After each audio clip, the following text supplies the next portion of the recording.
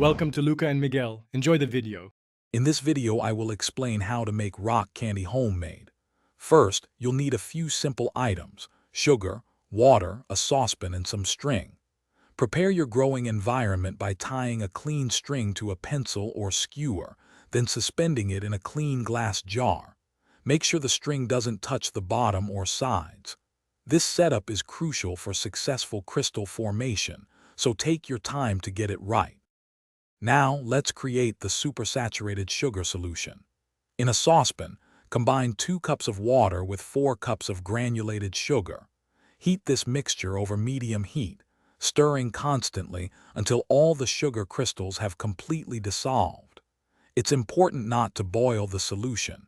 You just want it to be clear and free of any undissolved sugar. This high sugar concentration is key for crystal formation. Once your sugar solution is ready, carefully pour it into the prepared glass jar with the suspended string. Ensure the string hangs freely without touching the sides or bottom. Now, cover the jar loosely with a paper towel or a lid to prevent dust, but allow for some air circulation. Place the jar in a cool, undisturbed location, away from direct sunlight or vibrations. Patience is key for the next step. Over the next 5 to 7 days, you'll observe beautiful sugar crystals forming on your string. Once your rock candy has grown to your desired size, carefully remove it from the solution. Let it air dry completely on a piece of parchment paper.